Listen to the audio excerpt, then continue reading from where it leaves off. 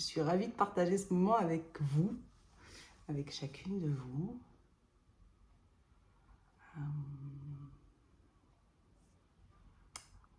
Valérie, tu as levé la main. Bonjour. Bonjour, bonjour. Bonjour à chacune. Bienvenue. Bienvenue à toutes. Bienvenue à toutes. Je patiente un petit peu pour commencer ce magnifique moment de partage avec vous qui me met en joie d'aller parler d'amour, d'aller parler de cette fichue dépendance affective. Bonjour, bienvenue, bienvenue, bienvenue à toutes. Bienvenue, bienvenue à toi, bienvenue à toi.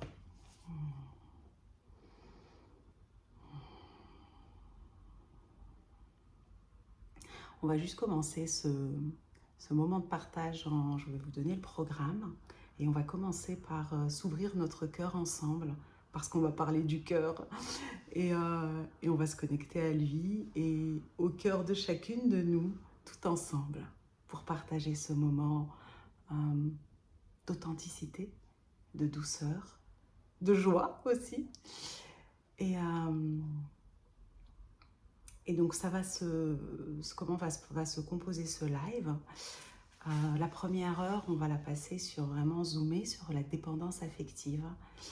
Et je vais d'abord vous faire un petit topo, puis répondre à vos questions. Et ensuite, on passera sur le couple, qui est aussi mon dada, je vais me présenter dans un moment, et la relation amoureuse, et comment on peut mieux aimer, et comment on peut apprendre à aimer, et apprendre à s'aimer, parce qu'on ne nous a pas appris. Et c'est un sacré parcours qui demande du courage. Du courage. Et on est là tout ensemble dans le même bateau et c'est génial. Et donc voilà comment va se passer ce live. Donc on va commencer par juste ouvrir notre cœur ensemble, tout ensemble. Donc je vais t'inviter à prendre une bonne inspiration, à bloquer et à souffler par la bouche lentement, histoire de déposer tout ce que tu as besoin de déposer à cet instant pour être pleinement là, maintenant, présente à toi. On va reprendre une autre inspiration. On bloque et on souffle. Et du coup, on se rappelle qu'on respire. Parce que je vais parler de la respiration dans la dépendance affective après, parce que souvent, on est en apnée quand on est dépendante affective. On est en apnée quand on est dans l'attente d'un message, l'attente d'un regard, l'attente d'une confirmation inconsciente. Et on oublie de respirer. Donc là, on va profiter de ce moment où on va parler de cette... je vais l'appeler cet allié, la dépendance affective. On va l'accueillir pleinement avec de la douceur. Voilà. On a l'habitude parfois, je ne sais pas si c'est ton cas, moi c'était mon cas, de se maltraiter avec ça, en n'aimant pas cette partie. Et là, on va lui dire, là maintenant, c'est ton moment, on va t'accueillir bras ouverts, comme on accueille un enfant en disant « Waouh, c'est toi qui es là !» Et donc, on va accueillir la dépendance affective de cette façon-là ensemble. Et pour ça, on va ouvrir nos cœurs. Du coup, ça consiste en quoi, là, déjà? Juste respirer en mettant ton attention sur ton cœur, là, maintenant. Un peu comme si tu pouvais l'entendre, ton cœur. On réalise même plus qu'il bat. Entendre notre cœur qui bat. La vie en chacune de nous, à l'intérieur. Et imagine qu'au niveau de ton cœur, il y a comme une petite bulle de lumière, la couleur de ton choix, qui représente pour toi la douceur, la tendresse, l'amour. Et que cette bulle, juste en respirant au niveau du cœur, elle grandit. Et elle grandit encore. Elle s'ouvre, elle s'étend. C'est un peu comme si au niveau de ton cœur, il y a comme cette bulle et une fleur de lotus qui s'ouvrent à l'intérieur. C'est ta bulle à toi. C'est ton cocon, ta protection. Et tu es en sécurité. Et tu vas prendre à travers ce partage uniquement ce qui te parle, et ce qui résonne pour toi. Tout le reste, pouf, tu peux le mettre de côté. Et donc, juste nous relier à notre cœur pour commencer cet atelier sur le cœur et la dépendance. Et à partir de ton cœur, je vais t'inviter dans cette douceur à mettre dedans tout ce qui t'évoque la douceur, la tendresse, l'amour. Ça peut être une belle musique, un paysage, une personne, des personnes, un sourire. Parfois, ce qui nous ouvre le cœur, c'est des petites choses de la vie qui nous émerveillent, qui nous mettent en « Waouh, quelle chance j'ai !» Et je t'invite à partir de ton cœur à t'honorer. Et à honorer, toi qui es là, en train de me regarder à cet instant, tout le chemin que tu as parcouru jusque-là. Avec cette dépendance, si tel est ton cas, si tu viens pour la première partie et la deuxième qui est sur le couple, mais en lien avec la dépendance et pas dépendance. Et à partir de ton cœur, on va accueillir cette partie de nous. Je dis de nous, donc je vais me présenter rapidement. Moi, je m'appelle Amel, je suis une âme qui a des ailes et qui les a déployées. Déployées parce que j'ai osé, enfin, être moi et être libre d'être moi. En apprenant, et je vais te partager tout ça au fur et à mesure pour te donner des billes toi aussi, en apprenant à me relier à ce cœur dont on s'est connecté un petit peu là, ensemble, tout ensemble. Et on va former un cercle énergétique à cet instant qui nous relie de cœur à cœur, où on peut ressentir cette douceur. Et tu as une bulle où tu reçois juste le bon de chacune, et toi aussi tu peux le partager. Et donc moi je suis une inspiratrice d'amour, je suis une artiste du cœur. Je suis une thérapeute de couple, imago, une hypnothérapeute, une praticienne en EFT, en PNL, etc. Une femme médecine. Ça, c'est mon savoir-faire. Et mon savoir-être, mon ADN, mon cœur, qui me relie à mon être, c'est une semeuse de graines d'amour. Et je suis là pour ça, pour t'inviter, toi aussi, tout comme moi, ça a été mon chemin pendant mes 50 ans, j'ai 50 ans, d'ouvrir mon cœur pour moi et de me connecter à l'amour qui était déjà là et j'allais le chercher dehors. Voilà qui je suis à cet instant, au moment où je te parle. Je suis une femme, aussi une déesse, tout comme toi. Et j'ai appris à honorer toutes les parties de moi, dont la dépendance. Donc on va plonger dans ce sujet ensemble et avant ça, j'aimerais te dire que j'ai mis des années à réaliser que j'étais dépendante affective. Et pourtant, je suis thérapeute depuis plus de 12 ans. Ça veut dire que ce truc peut être très subtil. En tout cas, c'est ce que je me dis. Et en même temps, moi, je fais partie des cocones, du club des cocones qui en font des tonnes en amour. Donc c'est pour ça que je te dis, peut-être que j'ai été coconne longtemps avant de me rendre compte qu'en réalité j'étais dépendante affective. Et donc ce club des cocones qui en font des tonnes en amour, on va appeler ça comme ça, hein, les clubs des dépendantes affectives. On va rire de nous, hein, on va mettre un peu d'humour là-dedans. Et ben l'intention en tout cas, peut-être à travers ce moment qu'on va partager ensemble, c'est déjà de devenir des cocones éveillées. Et je pense que ça prend une vie, mais en tout cas d'enlever au fur et à mesure les voiles, de se rendre compte de notre coconnerie et de l'accueillir avec douceur en lui disant « je t'aime bien ». Parce que la dépendance affective, on va apprendre à l'aimer. Qu'est-ce qu'elle a de bon? On va d'abord zoomer sur ça, parce qu'on sait ce qu'elle a de pas bon, et on va voir comment on peut en sortir. La dépendance affective, ce qu'elle a de bon, c'est qu'on est des amoureuses de l'amour. On est des amoureuses de la vie. On est souvent hypersensibles et cette énergie-là, cette joie, cette lumière en lien grâce à ce qu'on va mettre dans coconnerie, on va l'appeler comme ça, elle est là et elle est présente. Et c'est ce qui fait qu'aussi on vit les choses intensément. On va tout autant s'émerveiller d'une lumière autour de nous, tout comme on va faire un drama parce que notre partenaire ou notre futur partenaire, quand on est en début de relation, ne nous a pas répondu dans la seconde. Donc on est excessif, mais dans le bon aussi. Et c'est cette lumière aussi, va faire que, à la double tranchant, elle est en nous, donc ça c'est top, et ça veut dire que derrière, elle amène une résilience, elle amène du courage. Tu es drôlement courageuse, hein. Si tu as ça aussi, et j'en suis sûre, si tu es là, c'est que tu l'as. Elle amène de la remise en question, elle amène de l'éveil, parce que quand on a ça, cette lumière, et on a aussi notre part d'ombre quand on va en parler, elle nous apporte une sorte de foi en la vie aussi. Et ça, c'est le bon côté de cette dépendance. Et l'autre côté qu'on va accueillir avec plein d'amour, c'est quoi? C'est le désamour. C'est le désamour profond qu'on peut ressentir en nous. Ce désamour profond, alors parce que je vois des questions en même temps, ça m'interfère, donc je vais finir dans ma lancée et on va aller d'où il vient ce désamour.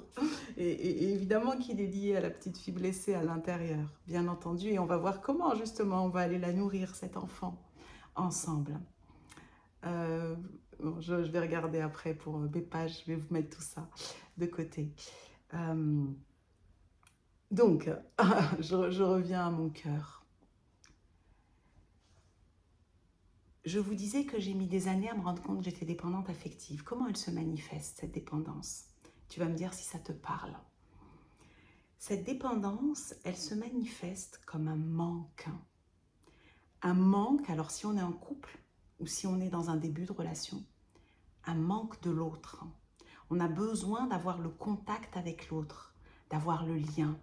Mais en réalité, c'est un manque de tout quand on est dépendant affectif. C'est pas que dans l'amour.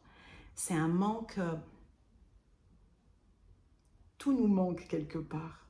On est en permanence en train d'avoir besoin de combler ce manque.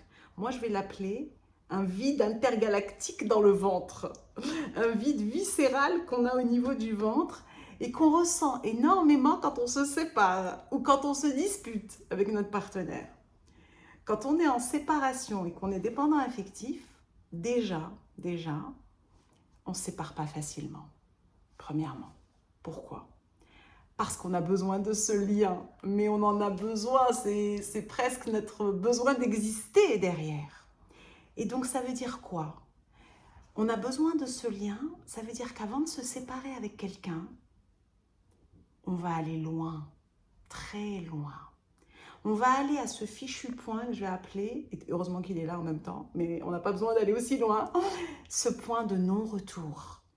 Ce point où ça y est, on ne peut plus parce qu'on a tellement supporté, on a tellement pris, on a supporté, on a accepté l'inacceptable pour en arriver là, quand on est dépendant affectif dans nos relations. Je parle de relations amoureuses, mais tu peux l'étendre au travail, tu peux l'étendre avec les amis, tu peux l'étendre avec la famille.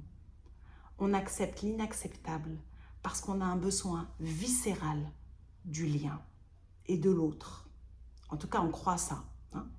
Et donc, comme on croit ça, cette partie en nous qui est dans un vide intergalactique, ce désamour quand on est dépendant affectif qu'on porte en nous, on va aller faire coûte que coûte, sans s'en rendre compte, hein, c'est pas conscient, on se le dit pas. Moi, je te dis, j'ai mis des années à m'en rendre compte, qu'en réalité, on donnait aux autres beaucoup.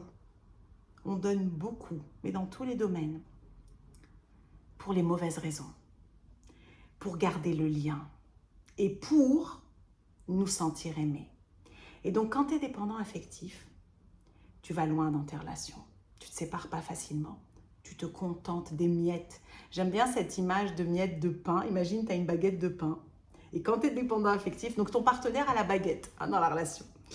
Et toi, tu es dépendant affectif, eh ben, il va te donner une petite miette. Pic. de pain. Et tu vas dire, tu vas être tu sais, comme on est hypersensible et qu'un rien nous fait, vient nous remplir le cœur, parce qu'on a une éponge qui est hyper sèche et puis on a une goutte là comme ça. Et là, on se contente des miettes d'amour quand on est dépendant affectif. Et je t'invite à te demander jusqu'à quand tu as envie de te contenter de miettes d'amour. Jusqu'à quand tu as envie d'accepter l'inacceptable dans tes relations amoureuses. Jusqu'à quand tu restes parce qu'au fond, soit tu as peur d'être seul, soit tu as peur de l'inconnu, tu ne sais pas ce qui va t'attendre après. Tu te dis, je préfère me contenter de ça parce que là, au moins, je connais, même si dans l'équilibre de la relation amoureuse, tu n'es pas épanouie, tu es même peut-être éteinte. Pourquoi je dis ça? Parce qu'on est des phares pour attirer des relations toxiques quand on est dépendant affectif. On est des phares pour attirer des pervers narcissiques et des relations toxiques. C'est pas l'autre qui est toxique, c'est la relation. Parce qu'on se contente. Parce que ce manque de tout et ce manque de l'autre, en réalité, c'est un manque de nous. C'est un manque de toi. C'est un manque de lien avec ton cœur. Et ce que je disais tout à l'heure par rapport aux séparations, quand on est dépendant affectif, quand on vit une séparation, quand on a été à ce point de non-retour, ou quand on a rejoué des schémas, parce qu'on rejoue beaucoup de schémas toxiques et de plus en plus forts. On reste en relation, on accepte l'inacceptable, on se contente des miettes, on donne, on s'épuise parce qu'on a énormément d'énergie et de lumière. On le fait parce qu'on veut être aimé. On ne le fait pas pour les bonnes raisons. On ne le fait pas parce qu'on aime vraiment cette personne. C'est pas de l'amour, c'est de l'attachement. C'est le lien dont on a besoin. Et là, quand le jour où on se sépare, soit parce que l'autre nous a rejetés, parce qu'on verra dans un moment qu'on porte les blessures de rejet et d'abandon, soit parce que l'autre nous a rejetés, soit parce qu'on est parti, parce que c'était insupportable, c'était trop, là on a été à notre point de non-retour. Là, à l'intérieur de nous, la séparation, quand on est dépendant affectif, c'est terrible. C'est une épreuve terrible. On a l'impression, même si c'est nous qui sommes partis, que la terre s'effondre, qu'on est seul au monde, seul au monde. Et on en bave, et souvent ce qu'on fait, on revient. Et on retourne à un autre point de non-retour, qui n'est plus un point de non-retour a priori, et parce qu'on a une illusion, hein, je ne vais pas parler des séparations et de faire le deuil de son ex, c'est tout un sujet qui me passionne aussi, mais en tout cas, on est dans une illusion que ça va le faire, parce que quand on s'est séparés, on se dit que l'autre nous manque, et donc on l'aime, et que peut-être on passe à côté, et qu'en fin de compte, seul, c'est terrible, donc il vaut mieux être mal accompagné. Et là, eh ben, on retourne, ça fait le yo-yo en relation. On retourne, on se sépare, on retourne, on se sépare. Et ça peut durer des années. Des années. Et là, et on va regarder ensemble ce qui est indispensable de faire. Mais en tout cas, là déjà, j'ai envie de dire, c'est de ne pas retourner. C'est pas vrai. Parce qu'on est humaine et que c'est pas facile. Et que parfois, on a besoin de vivre le truc jusqu'au bout du bout du bout. Mais si on devient des cocones éveillées et qu'on en a conscience, on a la possibilité de faire autrement. Et ça change la life. Et donc, il y a besoin, parce qu'on va aller voir ensemble, je reste, j'aimerais que vous soyez indulgente avec moi parce que je suis en mode HP pieuvre et donc j'ai toutes, ne soyez pas étonnés si vous avez l'impression que je pars dans tous les sens, ça revient toujours. C'est ma façon de fonctionner, elle n'est pas linéaire. Mais je suis là avec vous et à la fin, vous allez trouver votre truc. Du coup, j'étais dans la séparation. Est-ce qu'on peut retourner dans la relation sans qu'elle devienne toxique? Si nous, on n'a pas changé, si notre partenaire n'a pas changé, si on n'a pas fait un job dans la relation, elle restera toxique. Obligée. Elle ne pourra pas changer. Nous sommes bon public, merci. Merci pour la pieuvre en moi, je l'accueille avec douceur, parce qu'elle m'aide beaucoup aussi dans ma créativité. Et c'est ma façon d'être. Donc du coup, on était dans les séparations, on ne se sépare pas facilement. Donc je suis en train de te donner des critères pour voir si toi tu te reconnais dans la dépendance. On ne se sépare pas facilement. Et quand on se sépare, on a deux cas de figure. Je vais te donner le mien et je vais te donner un autre où j'ai beaucoup accompagné dans mes coachings et qui existe. La première façon de réagir quand on se sépare et qu'on est dépendante affective, qui a été la mienne. Moi, je suis thérapeute de couple, Imago, depuis 12 ans. Et pourquoi le couple m'a tant intéressée? Pourquoi l'amour m'a tant intéressée? Parce que j'ai rien compris. J'avais rien compris à ça. J'ai dit, comment ça marche ce truc? Je ne savais pas que j'étais dépendante affective. Je ne le savais pas. J'avais un voile. Et en réalité, moi, ce que je faisais, et tu vas voir que je me convainquais, la coconne se convainquait. Je ne sais même pas si ça existe, se convainquait, pardon. Je ne sais pas, bon, t'as compris. Je passais dans une autre histoire très rapidement. Très rapidement. Comment je faisais? J'allais en point de non-retour, j'en pouvais plus. Je me sépare et je me dis, ah, enfin, je suis libérée. J'ai ce vide intergalactique en moi qui vient et qui fait, ah, au secours! Et là, je me dis, purée, je me dis pas, parce que c'était pas conscient, hein. Inconsciemment, pansement, anesthésie, j'ai rien soigné, hein, et poum, je mets un pansement. Mon pansement, c'était quoi? Eh ben, c'était une autre relation. Et donc, je passais de relation pansement en relation pansement, sauf comme j'étais dépendante affective, mes relations pansement, elles duraient longtemps. Elles ont duré 7 ans. Donc, j'ai eu 6 histoires dans ma vie. Et je vais te dire que c'est pas simple, parce que je me présenterai encore un peu plus. Moi, je suis d'une double culture et je vais te dire, je suis algérienne et française, avec un mélange de plein de cultures dedans. En tout cas, de pieds noirs catholiques et d'Algériens, d'un grand-père algérien musulman et pieds noirs catholiques qui sont épousés par amour. Ça fait partie du fait que l'amour, c'est important pour moi. C'est-à-dire qu'ils ont été au-delà d'une guerre. Ça, c'est petite parenthèse. Et bien, dans cette culture-là, avoir autant d'hommes dans sa vie, c'est pas simple. Mais pas simple du tout. Mais la dépendante que j'étais, elle ne pouvait pas faire autrement. Et quelque part, ça lui a permis de se libérer après. Et donc, je passais d'histoire en histoire pendant 6-7 ans dans ma vie. C'est comme ça que ça a marché. Et je suis maman de 3 enfants avec 2 papas différents. Et quand je passe dans une autre histoire, la dépendante, la coconne, elle se dit pas mais t'es dépendante, fais pas ça. Non, elle se disait pas ça. Elle se disait, ah, c'est bien, j'ai rencontré quelqu'un d'autre. Et je vais te dire un scoop, enfin un scoop, c'est pas un scoop, peut-être que tu le sais toi aussi. J'avais la croyance que je choisissais cette personne. Je croyais que cette personne, je l'aimais.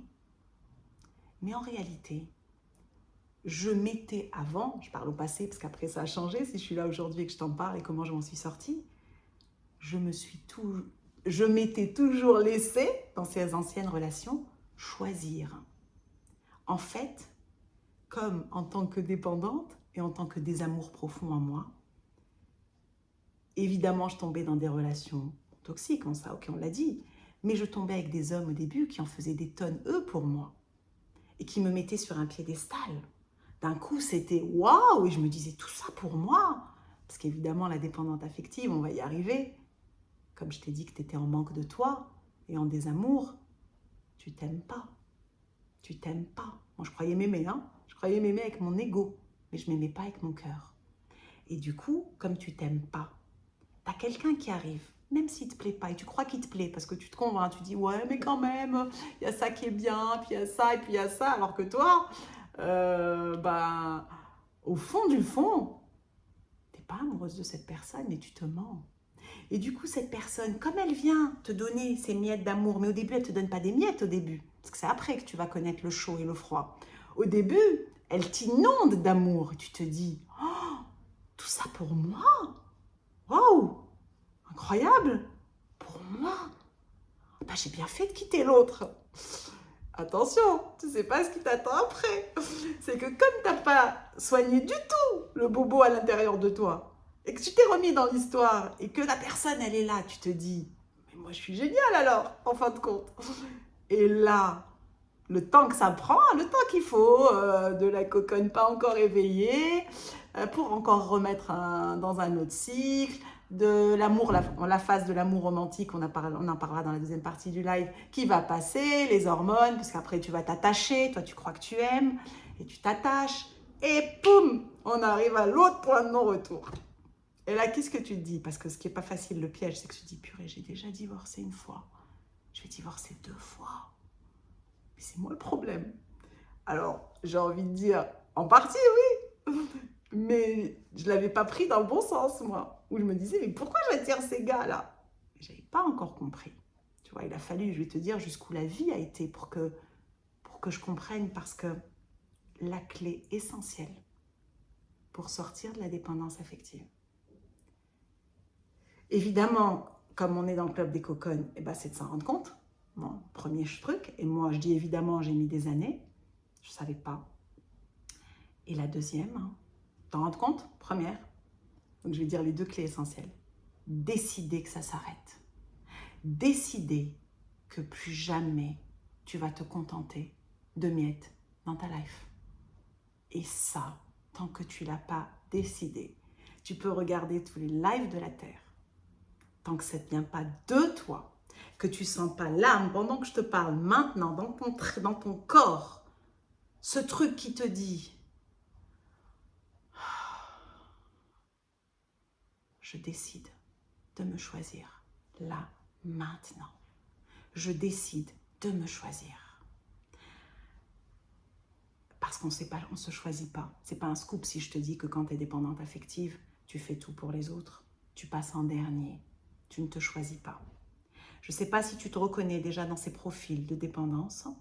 Je t'en ai pas, tout à l'heure, je t'ai dit, je vais te donner 2 cas de figure. Le mien, qui passe d'histoire en histoire, qui passait d'histoire en histoire, en pansement, pour apaiser ce désamour intergalactique, viscéral, insupportable, que je me cachais évidemment, hein, parce que tu n'as pas l'impression, comme tu es plutôt solaire, tu es plutôt lumineuse, pas l'impression que tu as du désamour, parce que tu as tellement à donner, tu te dis, mais d'où ça vient tout ça? C'est bien en moi.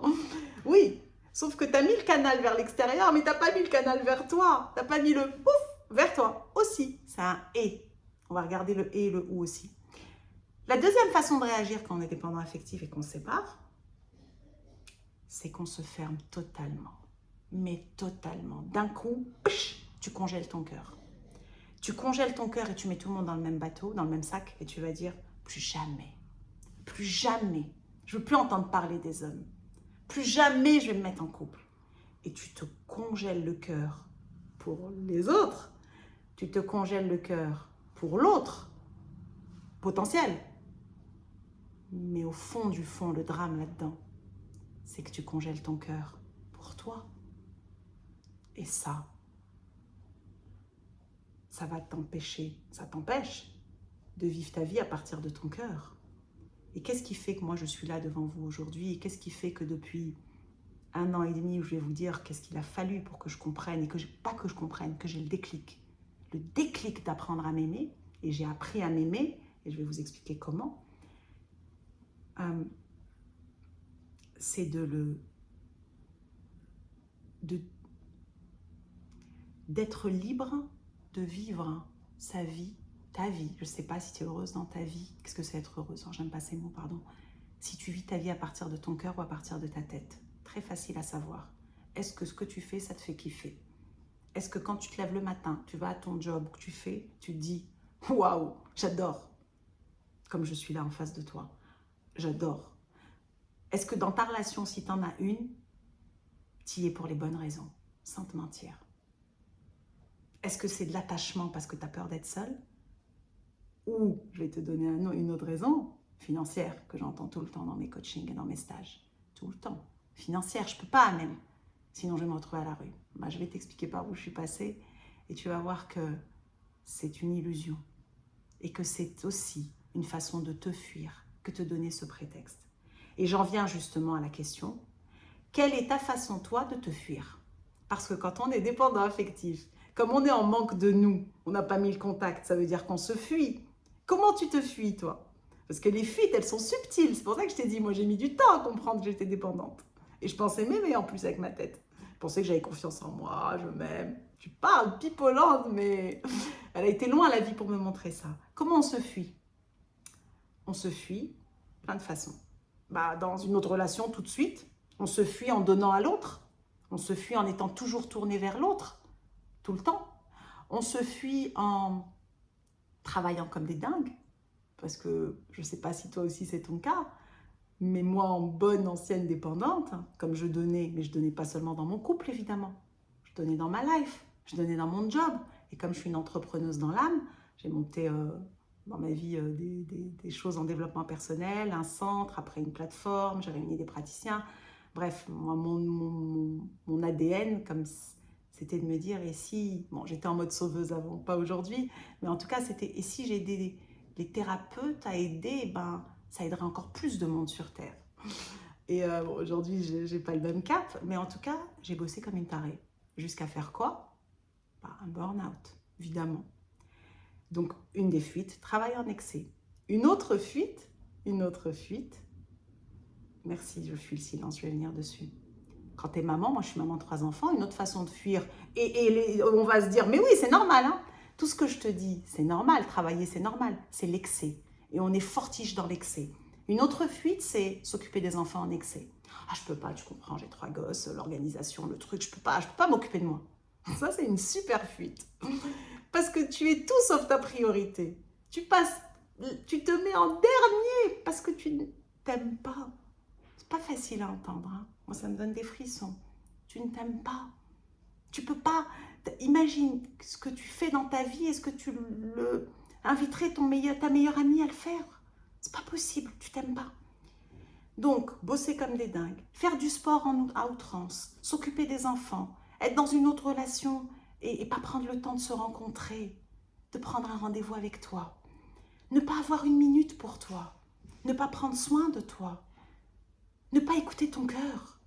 Et qu'est-ce qui te fait vibrer dans la vie? Tout ça, c'est des façons de se fuir.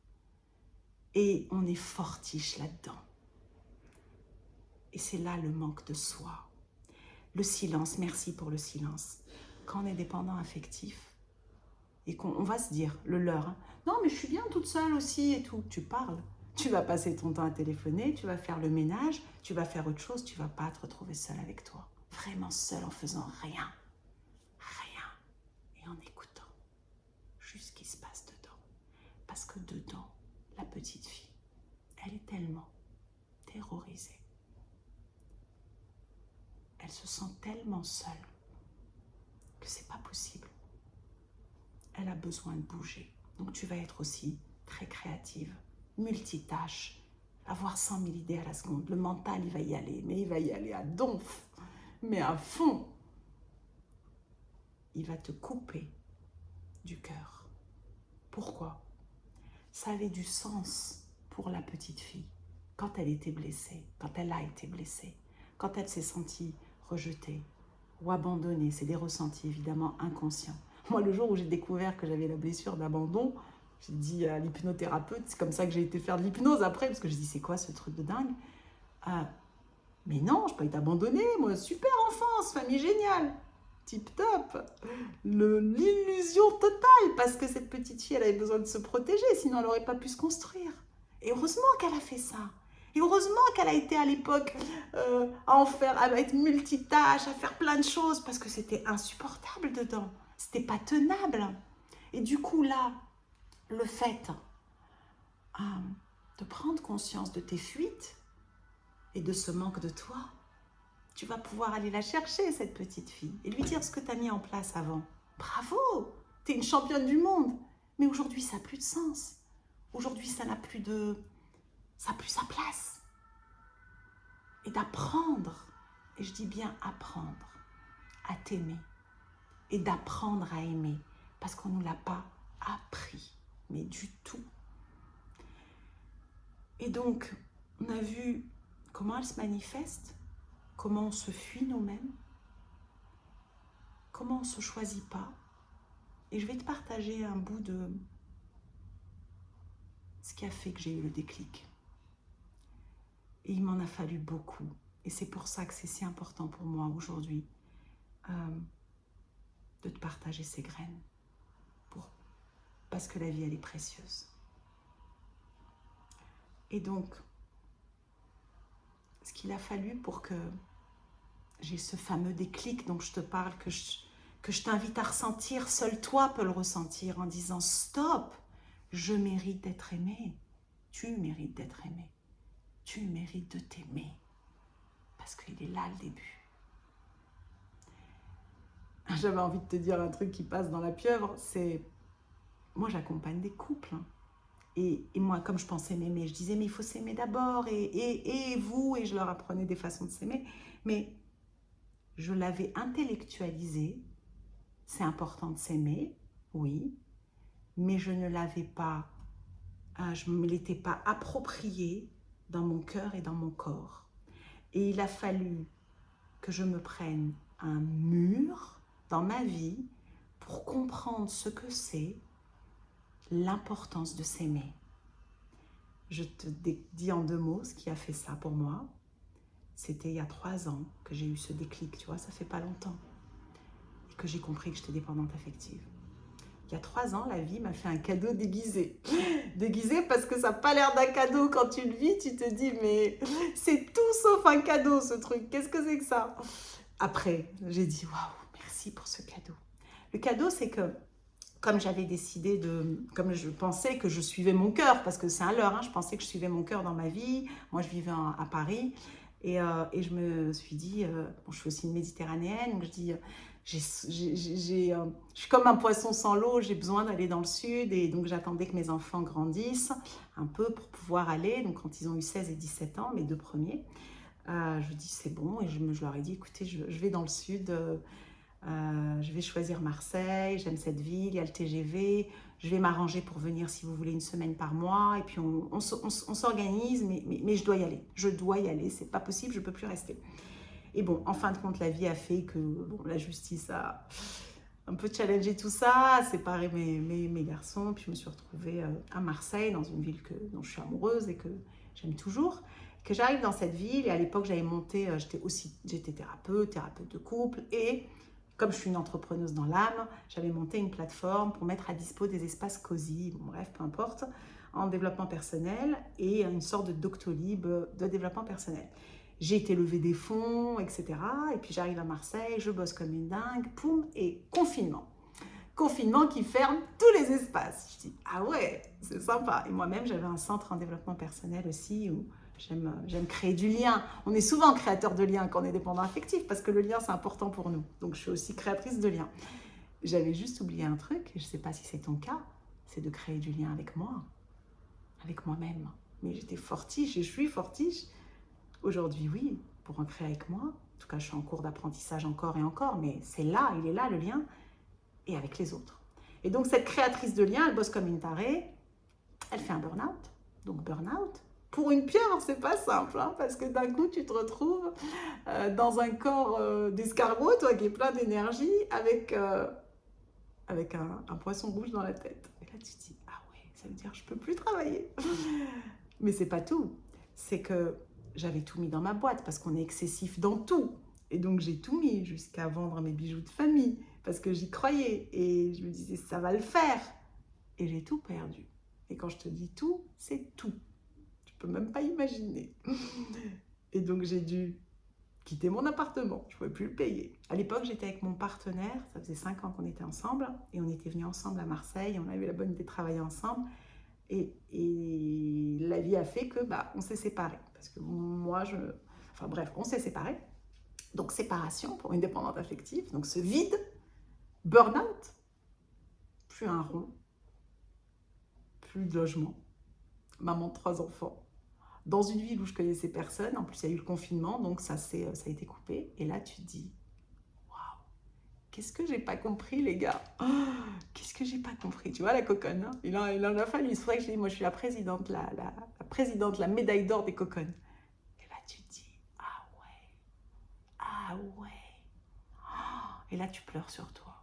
Et là, tu pleures sur toi. Alors, tu as la chance d'être hébergée. T'as plus rien, t'as pas le droit au chômage, c'est ta boîte. T'as plus de cerveau pour bosser. Et tu te dis, mais pour aller aussi loin, tu t'aimes pas, toi? Tu peux pas t'aimer et agir ainsi. C'est juste pas possible.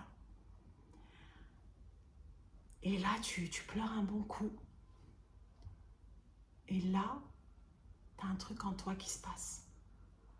Et où tu te dis, plus jamais je me choisis pas.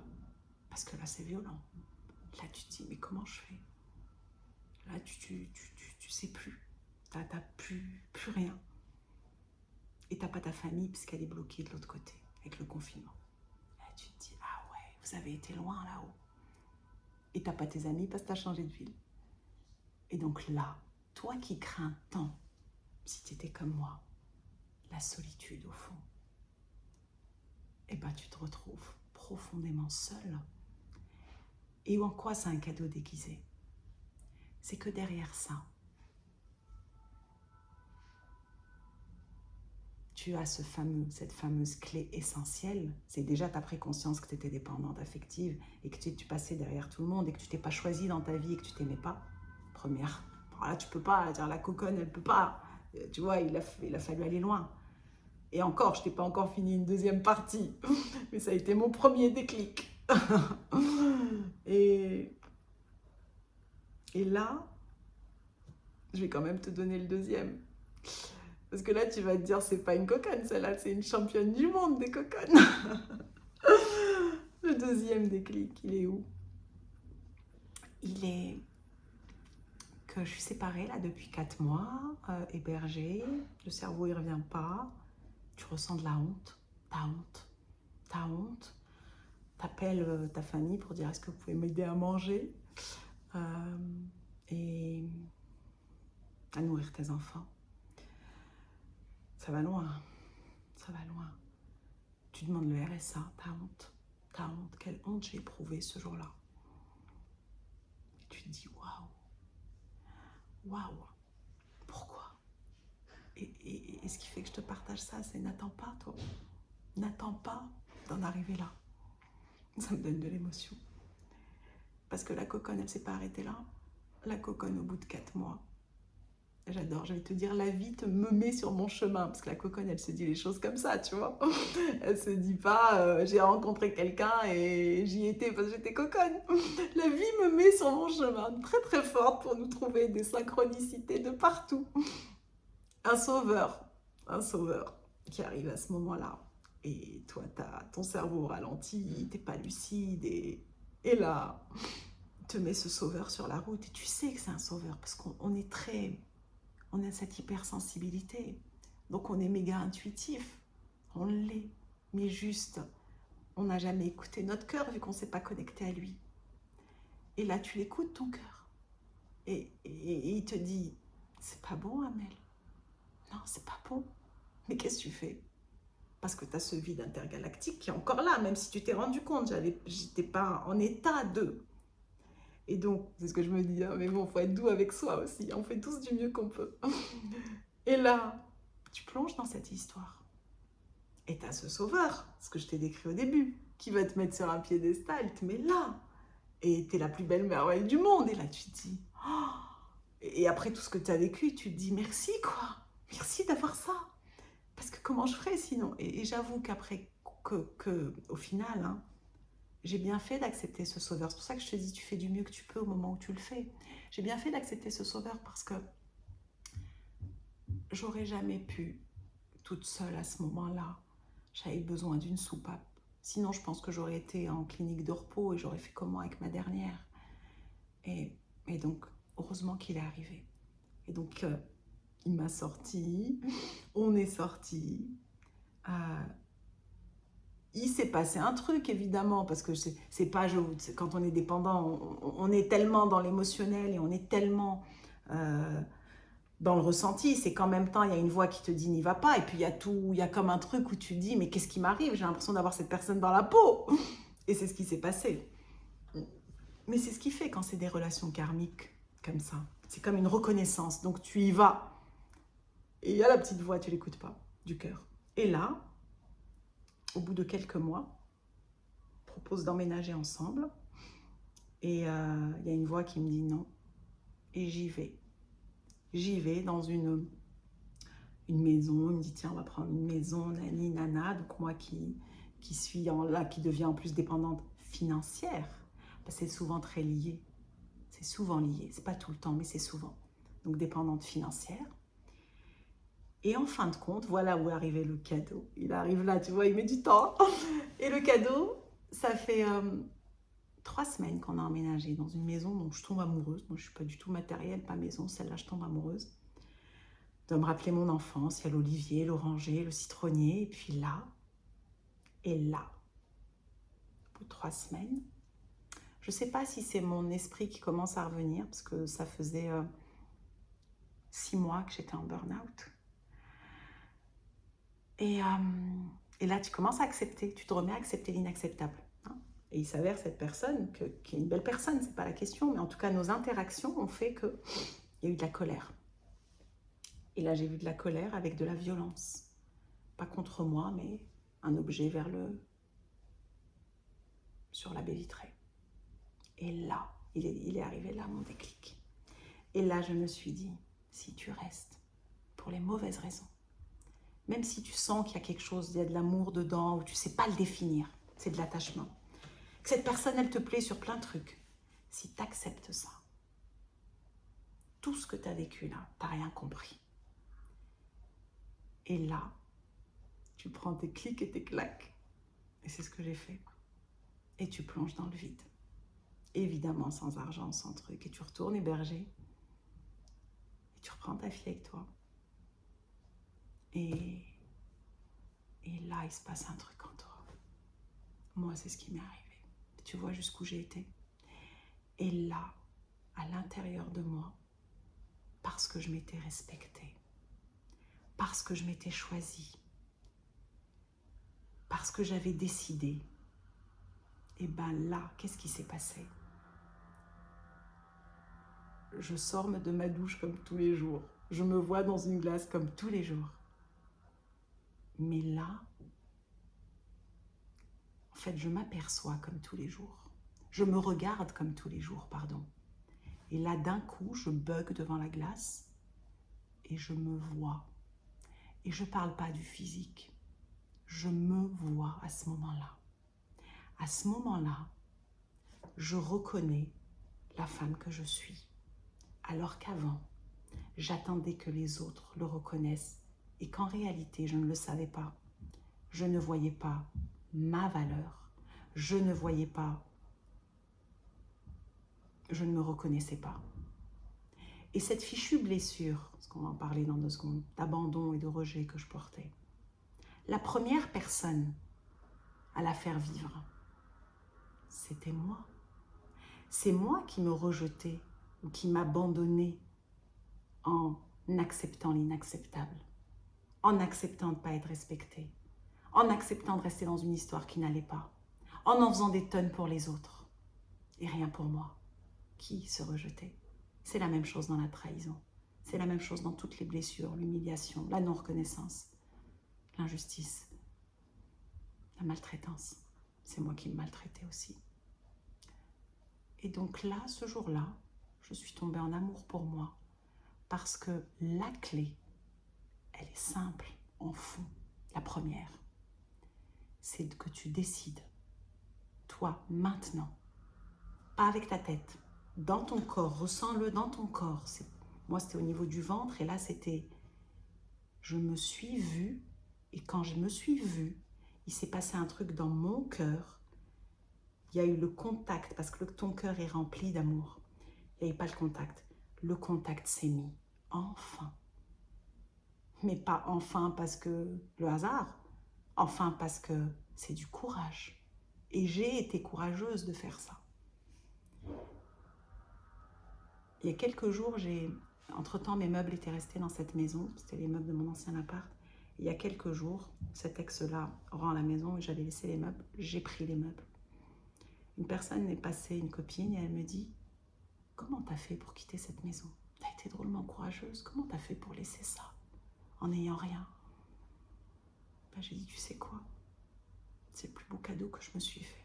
Le plus beau.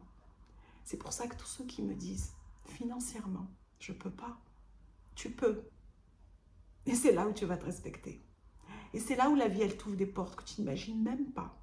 Parce que tu as ouvert la porte de ton cœur. Parce qu'enfin, tu t'es choisi. Et ce qui s'est passé ce jour-là, ce qui est fou, c'est que je me vois dans la glace et je me dis, ça va te paraître prétentieux, oh, je me dis, waouh, mais qu'est-ce que je suis belle. Et je te répète, c'est pas le physique. Il y a le physique, mais c'est ce que j'ai vu. En fait, j'ai vu mon cœur, j'ai vu mon âme, si on utilise des grands mots. C'est pas perché, c'est juste que j'ai vu, j'ai reconnu cet être à l'intérieur de moi que j'avais pas choisi. Et ce qui est fou, c'est que ce jour-là, je vais prendre un truc, enfin juste après, je prends un truc dans la chambre de ma fille, elle s'arrête, elle m'a jamais dit ça dans sa vie, et elle me dit, maman, qu'est-ce que t'es belle. Et là, je me suis dit, elle le voit aussi. Elle voit ce que je vois et que je ne voyais pas. Et là, mais ça te change ta life, tu peux même pas imaginer. Et à ce moment-là, j'ai toujours rien, je suis aidée pour le minimum, et heureusement, j'ai eu ça, merci. Et tu reviens à l'essentiel. Et là, qu'est-ce qui m'a fait redémarrer? C'est que là, comme tu vois qui tu es et que tu décides de t'aimer, et ben tu décides d'apprendre à t'aimer. Et comme j'étais thérapeute depuis 12 ans, j'avais des outils, mais je les appliquais pas à moi, parce que j'étais coconne et je voyais pas que je m'aimais pas. Et là, tu fermes tes fuites. Moi, c'est ce que j'ai fait. J'ai fermé mes fuites. Et je me suis dit, il n'est pas question que je rentre dans une autre relation tant que je ne me suis pas rencontrée et tant que je n'ai pas appris à m'aimer. Il n'en est pas question. Je me choisis. Et là, c'est dans tes tripes. C'est pour ça que je te dis ce déclic. Il faut que tu le ressentes. Sinon, ça reste là. Ça doit descendre là. Mais n'attends pas comme moi. Parce que c'est violent. Et là, je te donne les larmes aux yeux, excusez-moi. Et là, j'ai fermé mes fuites. Quelles étaient mes fuites? Mes fuites, c'était les hommes, évidemment. Donc j'ai fermé, je me suis dit, je ne me mettrai pas en relation. Je vais rester célibataire par choix cette fois-ci, autant qu'il le faudra. La deuxième fuite, c'est aussi de m'éparpiller dans le relationnel. Et je me suis dit, ok, tu vas te rencontrer. C'est pas tu vois plus personne, mais t'arrêtes la moindre raison pour te fuir. T'arrêtes. Ça résonne fort, ne t'excuse pas. Merci Elodie. Et les autres fuites aussi, c'était de ne pas me retrouver seule vraiment avec moi. Et comme j'avais choisi de venir dans cette ville m'a aidée parce que donc j'allais au bord de la mer. Je mettais en pratique ce que j'ai appris, donc je me suis faite. J'ai accueilli mon enfant intérieur, blessé, ma petite fille. Et je lui ai fait des soins d'hypnose, des soins de FT, des soins d'Ho'oponopono, enfin le développement personnel, toute ma trousse à outils. J'ai bossé sur moi comme une dingue et j'ai accueilli et j'ai accepté. Et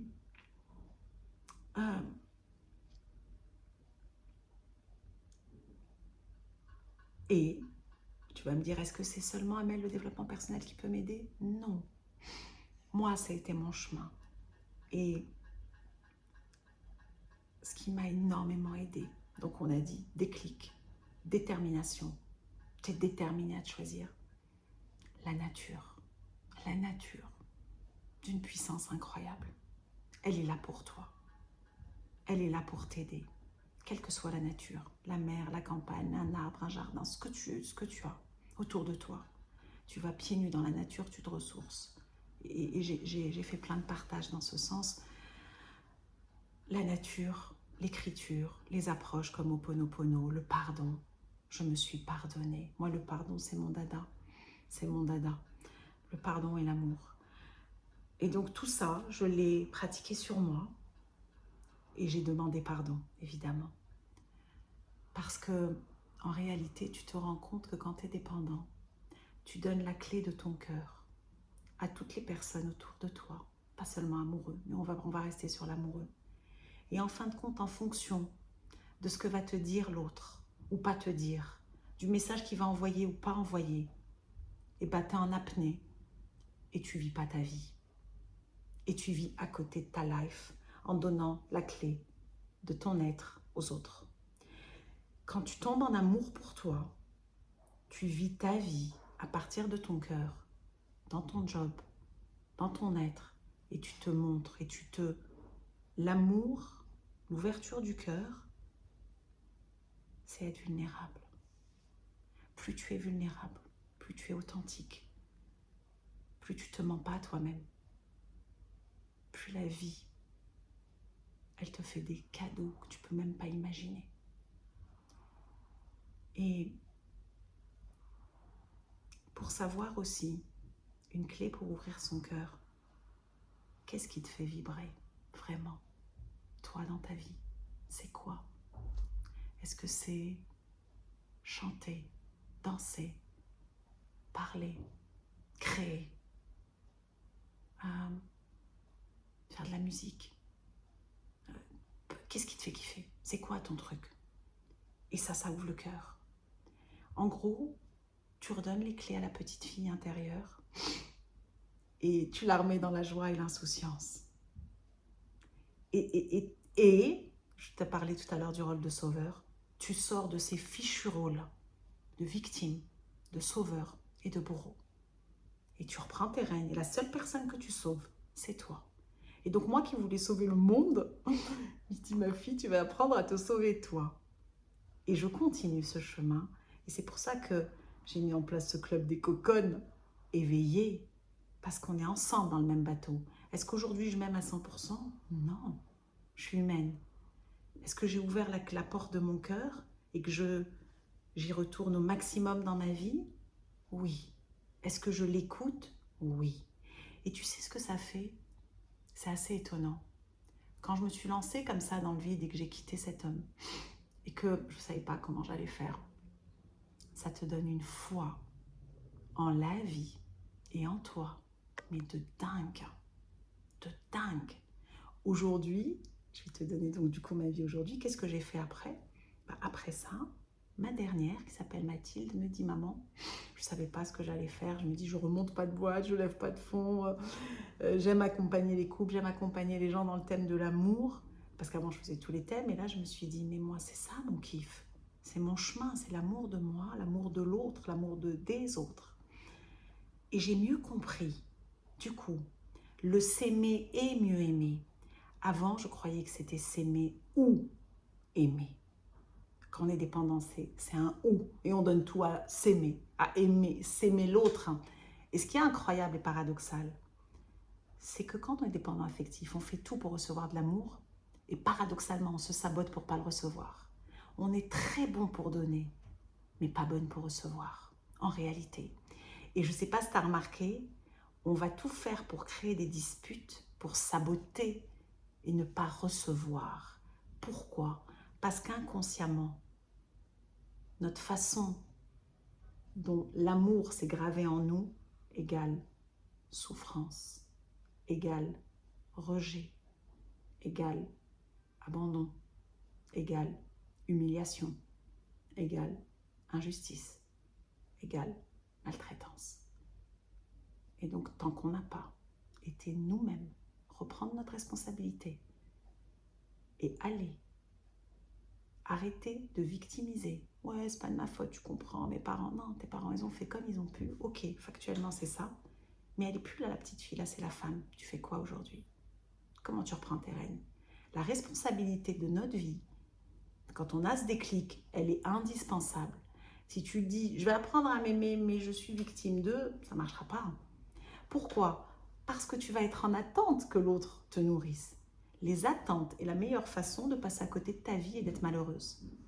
Donc c'est besoin de reprendre les rênes, d'apprendre à t'aimer et d'apprendre à mieux aimer et d'apprendre à accepter de recevoir. Mais une fois que tu as appris à t'aimer et que tu ouvres ton cœur, c'est ok, tu vas pouvoir recevoir parce que ça va passer. C'est tout un apprentissage et c'est courageux. Tout comme c'est courageux d'aimer aussi. Et encore plus quand on a souffert comme ça, pas seulement quand on est dépendant affectif, et qu'on se dit, je vais réouvrir mon cœur. C'est courageux. Et souvent quand on est dépendant affectif, dans les deux cas, tu vois, on l'a gelé, ou alors allez, on y va. On y va encore. Et du coup, aujourd'hui, j'en viens au fait que oser s'aimer, oser, hein, c'est pas facile, hein, mais c'est faisable. Oser s'aimer, c'est courageux. Oser aimer, c'est courageux. Et on va regarder ensemble, dans un moment, le couple et comment on peut mieux aimer. Mais là, si on récapitule, et je vais répondre à vos questions là-dessus avant de passer dans le deuxième thème. La première des premières clés, c'est que tu en prennes conscience, que la cocotte en toi s'éveille, que tu le décides avec tes tripes, pas avec ta tête. Et là, c'est le début. Ensuite, c'est de te poser les questions. Là, si tu es en couple, hein, je ne suis pas en train de dire il faut quitter le couple où tu es, hein, pas du tout, c'est un « et ». C'est tu peux être et apprendre à t'aimer en même temps. Et on va regarder après la vulnérabilité quand on est en couple. Et si tu n'es pas en couple, prends conscience de tes fuites, ferme-les. Regarde ce qui te fait kiffer. Relie-toi à la nature. Si tu es en séparation, indispensable, prends le temps et fais le deuil de ton ex. Souvent, j'entends dans mes vidéos ou dans mes programmes ou dans mes stages, mais j'ai fait le deuil, Amel. J'ai fait le deuil, c'est bon, je m'en fous de mon ex. Ou alors, je le déteste, mais j'en ai rien à faire. Mais tu n'as pas fait le deuil. Faire le deuil de son ex, en réalité, et ça, moi, j'ai mis, tu vois, combien de relations avant de le comprendre. Hein. Donc aujourd'hui, je te le dis, ne passe pas par là où je suis passée. C'est faire le deuil de ton ancien toi. C'est faire le deuil de tes anciens schémas. C'est aller guérir la petite fille. C'est te pardonner et demander pardon. Je ne vais pas aller sur le pardon parce que ça pourrait être un atelier entier, parce que pour moi, le pardon guérit le cœur. Demander pardon, tu vas me dire, comment je demande pardon à quelqu'un qui m'a fait mal? Oui, pas spécialement en allant le voir, parce que c'est pas s'excuser, mais c'est en y pensant, c'est énergétique, il y a Ho'oponopono, il y a plein d'approches vraiment avec le pardon, et là tu fais de la place dans ton cœur pour toi, et tu reprends les rênes, et tu sors du schéma. Et qu'est-ce qui te fait vibrer? Et là, tu as déjà des pistes, mais je t'assure que quand tu es déterminé, à t'aimer, pas avec ta tête, avec ton corps, parce que tu l'as décidé, parce que tu te rends compte que tu ne veux plus te contenter des miettes, que tu veux plus jamais quelqu'un qui ne reconnaisse pas ta valeur, parce que tu ne l'avais pas reconnue. Et donc, à partir de quand, qu'est-ce qu'il te faut? Pose-toi la question. Qu'est-ce qu'il te faut dans ta life pour reconnaître ta valeur? Qu'est-ce qu'il te faut dans ta vie pour te respecter, pour te choisir? Notre vie, elle est précieuse. Je ne sais pas quel âge tu as. Moi, j'ai 50 ans. Et j'ai décidé que chaque seconde de ma vie, j'écouterai tout le temps mon cœur. Attention à la coconne, parce que la coconne, elle peut dire « Non, mais moi je l'aime, alors j'écoute mon cœur. » Non, non, attention. Parce que ça, si c'est l'illusion de la dépendance, tu l'aimes pas. Tu as peur d'être seule, tu supportes pas d'être seule, et donc tu te contentes. Attention à ça. On est très fortiche pour se mettre des voiles, méga forte.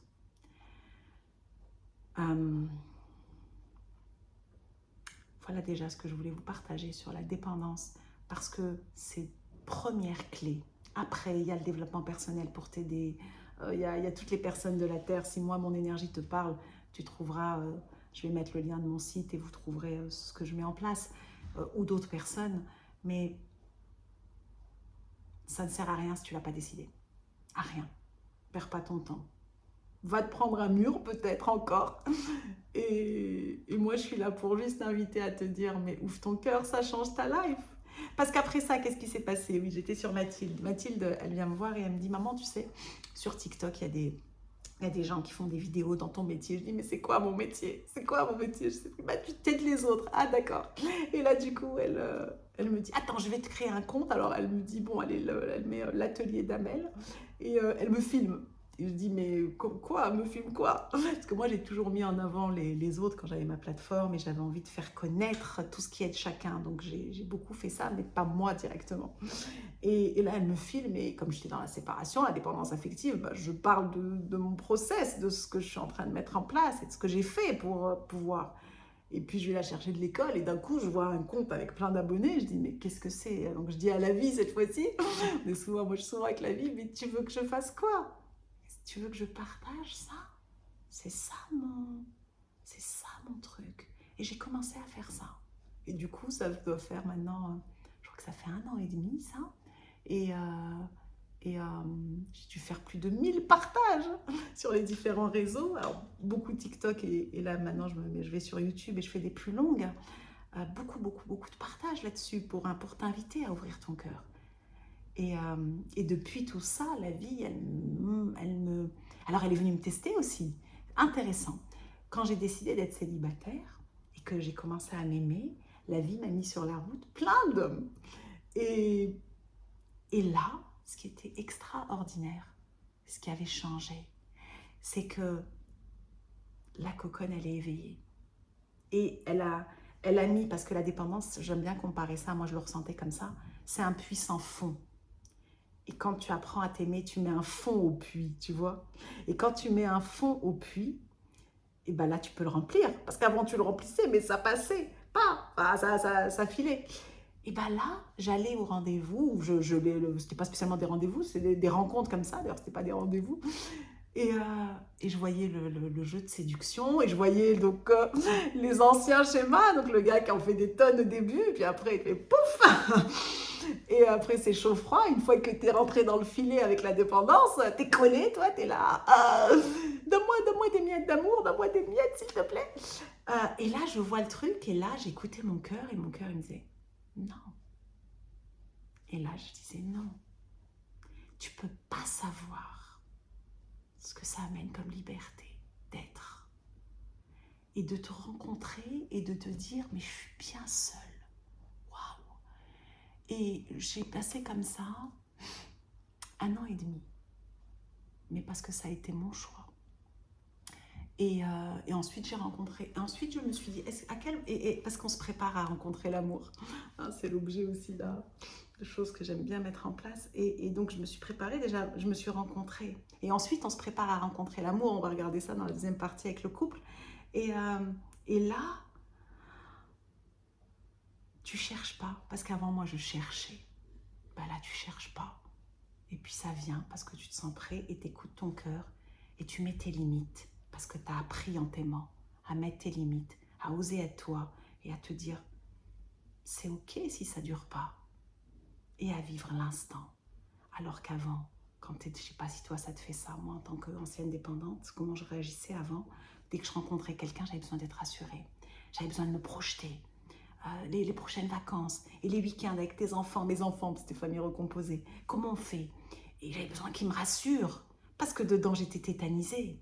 Mais une fois que tu apprends à t'aimer, tu n'as plus ce besoin-là du tout parce que tu as reconnu, tu as vu la femme exceptionnelle que tu es.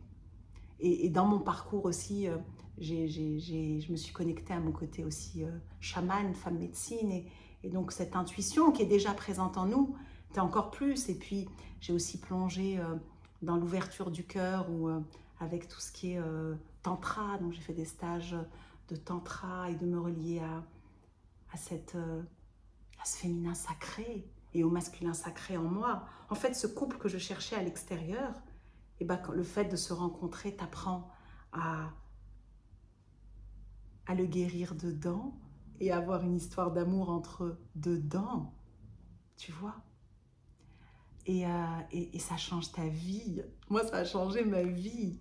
Et aujourd'hui, moi, j'ai pour projet, tu vois, là, je vais partir bientôt à Bali, parce que je suis dans la foi. Je ne suis pas encore dans l'abondance financière, mais j'ai réussi à m'en sortir doucement, doucement. Et je suis dans la foi et du coup, j'ai envie de semer ces graines dans le monde. Je suis en train de créer mon association et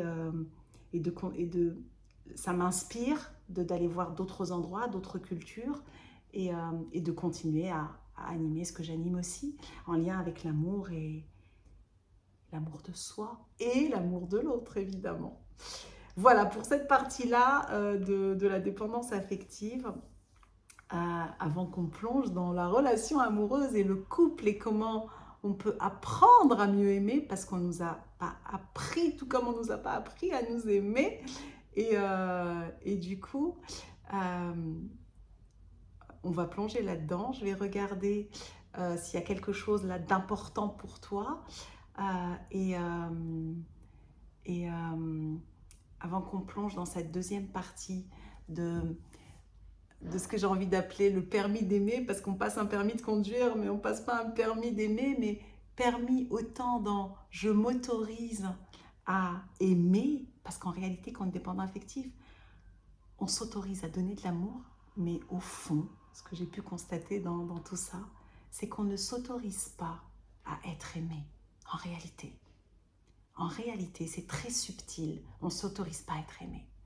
Et du coup, quand on s'autorise à être aimé, donc ce permis d'aimer, c'est je m'autorise à recevoir et à donner de l'amour, et j'apprends les codes, on ne nous a pas appris. Aujourd'hui, dans notre pays, il y a un divorce sur 2. Moi, je fais partie des stades, j'en ai eu 2. Ça veut dire que l'amour ne suffit pas. Et on a besoin d'apprendre. Et c'est les clés qu'on va regarder ensemble dans un moment.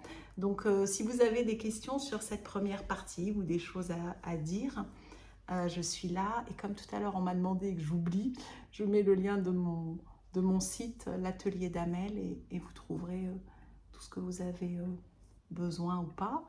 Je fais aussi des podcasts, voilà, je diffuse beaucoup.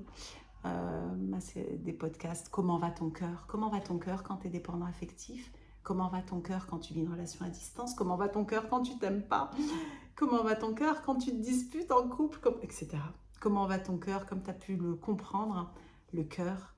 Je suis une artiste du cœur. Hein, et c'est vraiment ce pourquoi je suis là aujourd'hui sur cette terre, en tout cas.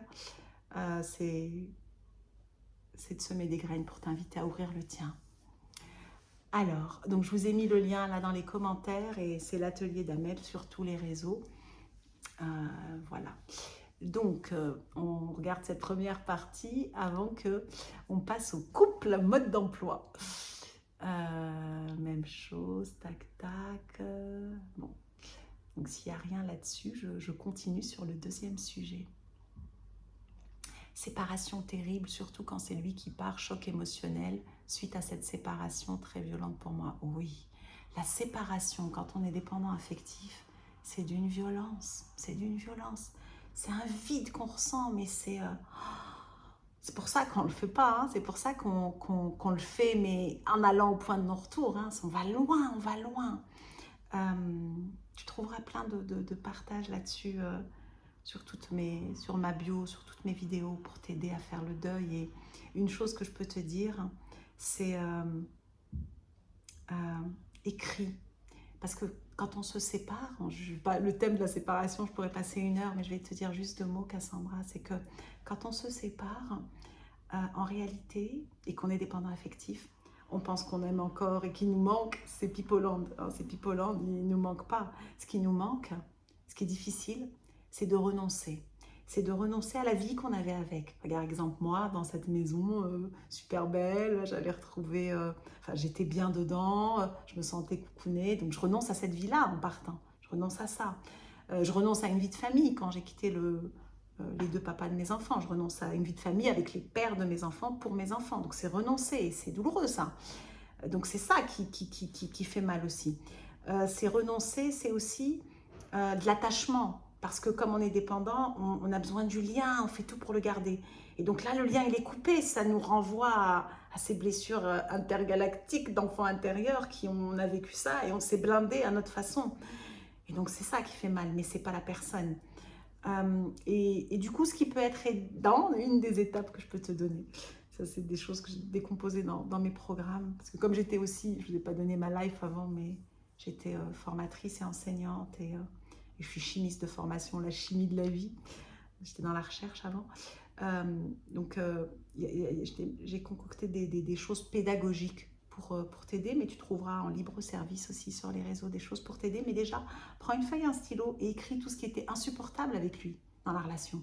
tout ce qui était très difficile, et tu le mets en face de toi et tu le lis tous les jours. Tous les jours. Et à côté de ça, tu trouveras des vidéos sur ma chaîne YouTube de FT pour t'aider à te libérer des émotions. Mais il y a besoin d'accepter. Mais bon, tu sais, la courbe du deuil, on va pas aller là-dessus là maintenant. Il y a plein d'étapes et c'est normal de passer par là. C'est normal. Et je suis tout cœur avec toi. Et ça va le faire. Mon compagnon est en burn-out depuis toute cette année et dur à vivre, mais où est la limite? Laura, j'ai envie de te demander où est la limite pour toi? Pour toi, où est ta limite à toi? Tu la ressens, ta limite? Elle est où? Qu'est-ce qui fait que tu restes? Pour quelle raison? Réellement, sans te mentir. Tu vas la voir, ta réponse, juste en te reliant à ton cœur. Parfois, le burn-out est se recentrer, il ne va pas, c'est le choc émotionnel qui m'a réveillée. Parce que ça te parle beaucoup. Ouais. Yes. Bon, si vous n'avez pas de questions du coup, je suis très touchante, merci. On applique rarement ce qu'on conseille aux autres. Disons que le cordonnier est le plus mal chaussé, mais surtout que la dépendance, elle te met des voiles parce que tu as besoin de te convaincre. Ça fait tellement mal que tu te mens à toi-même, tu vois. Ça fait partie du process. Et c'est pour ça que ce club des cocones éveillées, c'est de nous aider à enlever les voiles. À enlever les voiles. Ok. Du coup, je regarde juste s'il y a des questions et puis je vais passer au deuxième thème qui est le couple. Et ça me passionne aussi, évidemment. Gros dégoût, mon ex est cuisinier. Je vous envoie, on s'en sort bien. Oui, on s'en sort, yes. Et on s'en sort vachement forte. Parce que ce qui est assez paradoxal quand on est dépendante affective, on peut se dire mais c'est une faiblesse. Non, c'est pas une faiblesse. C'est une fragilité, c'est une vulnérabilité qui a besoin d'accueillir et d'apprendre à aimer. Et à côté de ça, souvent, dans nos profils, on est des nanas, on est des battantes, on est des courageuses, on est indépendantes. Ça qui est fou, c'est que c'est sur le plan émotionnel qu'il y a ce truc-là qui vient, mais qui vient en fait nous dire « Rappelle-toi de t'aimer, rappelle-toi qui tu es, rappelle-toi que tu as de la valeur. » C'est ça que ça nous dit. Et t'imagines quand tu reprends ça, plus cette force incroyable que tu as, cette déesse, cette battante, cette guerrière de lumière en même temps, et en même temps cette femme avec qui accueille et qui est libre d'être, parce que quand tu t'aimes, tu es libre d'être toi, et donc tu accueilles ta sensualité, tu accueilles ta féminité, tu accueilles aussi ton masculin qui met des limites et qui dit non, stop, et c'est magnifique. Et donc en fait c'est une alerte pour dire rappelle-toi qui tu es, rappelle-toi de t'aimer, et ça c'est top. Et cette vie qui nous fait vivre toutes ces épreuves, c'est des cadeaux déguisés pour nous réveiller et pour nous éveiller. Et donc c'est génial. Et ça te donne une foi et une confiance en toi, mais de dingue, de dingue. Je connais cette boule au ventre, tatati. Je sens l'après, je suis proche. Yes, yes, les mantras aident beaucoup. Les mantras aident beaucoup, Ho'oponopono. Je ne vous détaille pas en développement personnel tout ce qui aide parce que c'est des choses qui ne sont pas faciles à faire seul. Donc là, je vous dis ce qui m'a aidé. Et si vous avez envie d'en savoir plus, vous trouverez tout dans ma bio et mes vidéos de partage et mes programmes et tout ça. Ouais, les stages en présentiel. Tu trouveras tout dans ma bio sur les stages qui sont s'aimer et apprendre à s'aimer, qui sont ouverts pour les couples et les célibataires. Ces stages-là, et j'ai des stages que couple. Alors, alors je revois vite les questions et on passe à l'autre thème. Comment faire la différence entre un choix respectueux de l'amour de soi et l'égoïsme? Ah oui, ça c'est... Merci pour ta question. Parce que souvent on va dire, mais s'aimer c'est égoïste. S'aimer avec l'ego, c'est égoïste. Parce qu'on ne s'aime pas du bon endroit. Mais en fait, il y a deux choses, moi. Comment quelqu'un peut nous aimer si on ne s'aime pas? Comment on peut demander à quelqu'un de nous respecter si on ne se respecte pas? Comment on peut demander à quelqu'un de reconnaître notre valeur si on ne la reconnaît pas? C'est juste pas possible. Et donc, en réalité, je vais rendre service à l'autre parce que je vais m'aimer et je vais tomber sur quelqu'un mais qui m'aime pour qui je suis. Parce qu'il n'y a rien de pire qu'être aimé, parce que quand on est dépendant affectif, On en fait tellement des tonnes qu'on s'oublie, qu'en fin de compte, en réalité, on va être aimé pour quelqu'un qu'on n'est pas. Quel sens ça a? Aucun. Vaut mieux ne pas être aimé qu'être aimé pour quelqu'un qu'on n'est pas. Et donc, l'amour de soi, ça ne veut pas dire qu'on ne fait plus rien pour les autres, évidemment. Ça veut dire que le point de départ change. Au lieu qu'il soit chez l'autre, il est chez moi. Est-ce que ça résonne avec moi? Est-ce que c'est juste pour moi? Ça ne veut pas dire qu'on ne fait pas de compromis. On va regarder le couple là dans un moment. Bien sûr qu'on en fait. Mais où est la priorité? Est-ce que tu te choisis? Quelles sont les conséquences si tu le fais? Et là, tu as la réponse. Mais c'est indispensable. Comment on peut donner de l'amour si nous-mêmes, on ne le ressent pas? Ça veut dire qu'on le fait avec ça. On calcule. On donne pour être aimé. On ne donne pas juste pour donner. Et quand tu apprends à t'aimer, tu donnes juste pour donner. Pas pour attendre d'eux. Il n'y a rien de pire que l'attente. Rien de pire. Donc, on va aller sur la seconde partie. Je regarde. Tac, tac, tac. Ah, merci pour ta question. Est-ce que nous ne sommes pas tous dépendants affectifs finalement avec des rôles et des visages différents? Merci. Voilà, il y a une nuance là-dedans. Alors, on est tous des êtres de lien et Covidland nous l'a montré. Le lien, c'est essentiel chez nous. L'être humain, on a besoin du lien, on s'est construit avec le lien, on a été blessé avec le lien, on a été aimé par le lien. Et le lien est indispensable. On est des êtres interdépendants. On est interdépendants. La dépendance, elle ne va pas. C'est une addiction. C'est je suis dépendant de toi. Je dépends de toi. Je te donne ma vie. Je te donne mes ressentis. En fonction de toi, je vais exister ou pas. Je vais être heureuse ou pas. J'apprends à être heureuse par moi-même. Tu apprends à être heureux par toi-même. Et on est interdépendants. Mais c'est un et c'est pas linéaire. C'est j'apprends à m'aimer, j'apprends à t'aimer, comme tu es en train de t'aimer, que tu m'aimes, et poum. Et c'est un cercle vertueux. C'est pour ça qu'on va voir la deuxième partie qui est le permis d'aimer, comment on apprend à s'aimer et à grandir ensemble, en couple. Et donc, on est interdépendants. Il y a une nuance avec la dépendance. Et elle est là, la frontière, tu vois. Je prends conscience que le processus guérison est bien engagé. Yes, yes. On a des degrés différents de dépendance. Évidemment, évidemment. L'égoïsme, c'est attendre des autres qui s'occupent de toi avant de s'occuper d'eux-mêmes. C'est pas mal ça, j'aime bien. C'est joliment dit. Donc, on a fait la première partie sur est-ce que tu as de la dépendance, est-ce que tu sens que tu es dépendante affective? Est-ce que tu décides de t'aimer? Des pistes, des clés, mais elles sont là, les premières. Sans ça, tu peux rien. Après, il y a tout ce qu'il faut pour. Ensuite, là, on va regarder la deuxième partie de cette présentation qui est, donc moi avec ma casquette, là je mets ma casquette de thérapeute de couple depuis plus de 12 ans, Imago, qui est une approche particulière. Et dedans, j'y ai mélangé plein de choses, dont le pardon, justement, c'est indispensable, et d'autres trucs. Mais là, ce que je vais on va regarder ensemble 3 clés. Je vais vous en partager 3. 3 clés qui font pour s'aimer mieux. 3 clés de ce permis d'aimer, d'apprendre à aimer. Je bois un verre d'eau, ça fait 1 heure que je parle, et entre-temps, j'ai envie de vous dire comment vous allez là à cet instant. Déjà, cette première partie, comment va ton cœur là? Est-ce que tu peux nous partager à cet instant, juste pour l'entracte, comment va ton cœur là, maintenant, tout de suite? Comment va ton cœur? Juste là, si tu veux nous l'écrire. Et on va aller dans le cœur à cœur. Il trouve des réponses, ça donne de l'espoir. Yes! Reconnaissant, reconnaissante. Génial. Comment va ton cœur? Il est stressé, je ne sais pas pourquoi. Accueil, accueil, accueil. Plein de gratitude. Mon cœur est serré. Yes. Hyper important d'aller l'écouter. J'ai une cage autour. Bravo d'en avoir conscience. Bravo. Il espère. Yes. Quel engagement tu as pour lui quand il espère? Comment tu t'engages?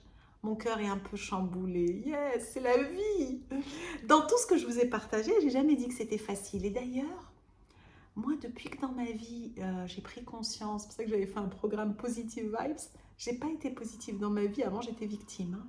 Et donc j'ai appris tout ça. Fragile, un peu chamboulée, yes. Ce que j'avais envie de te dire, c'est... oh ben, ça m'est parti parce que je lis en même temps. Il est touché droit au cœur. Ça va me revenir.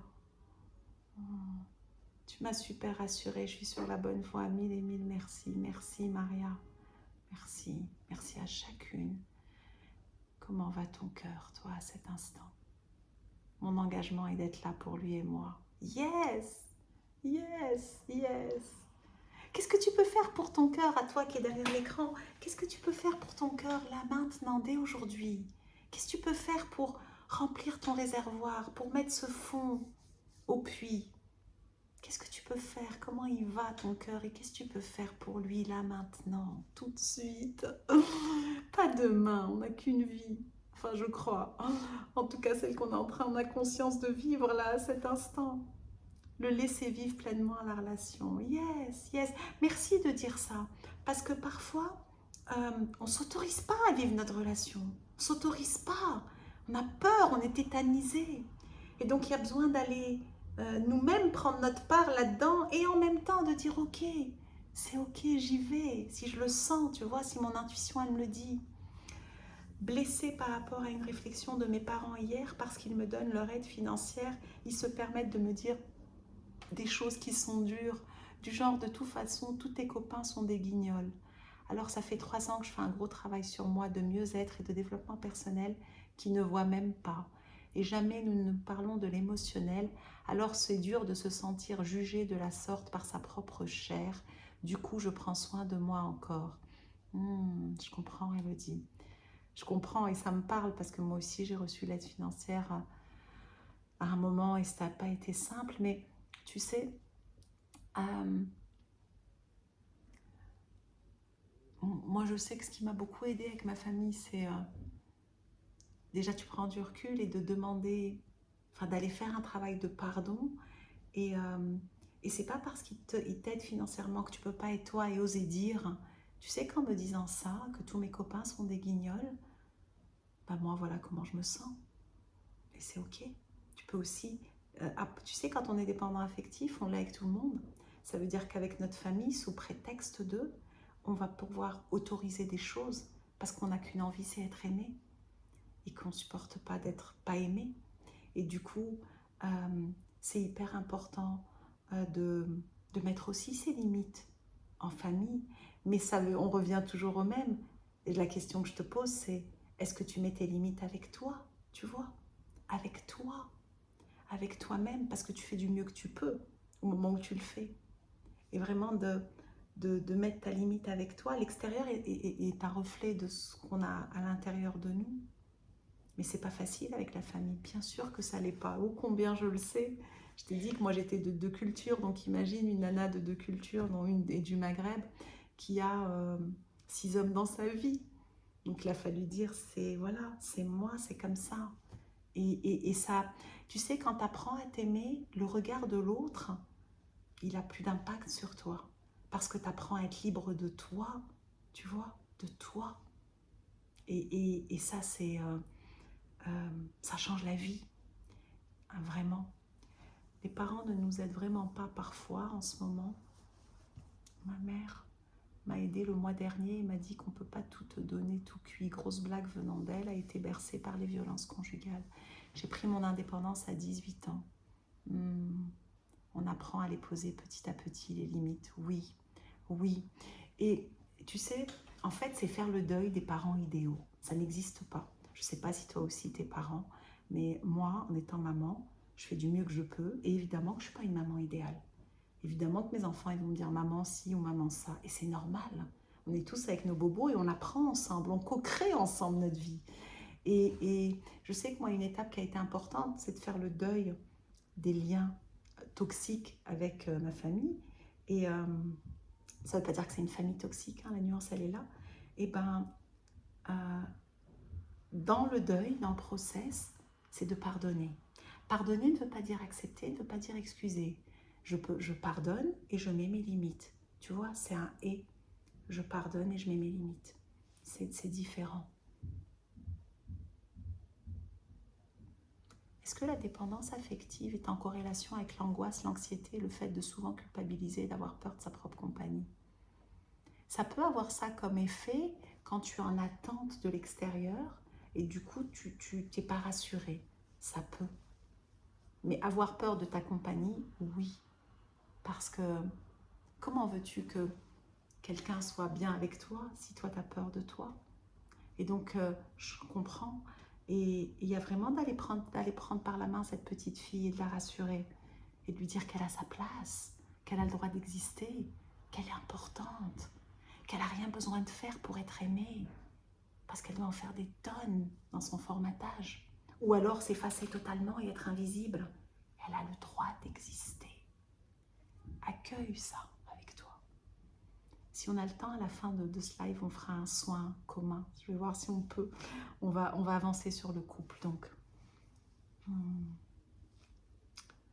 la distance avec mes parents et ma soeur. Oui, oui. Ça fait déjà... Ah, ça fait 1h30. Attends. Ouh là là, bon, je vais sur le couple.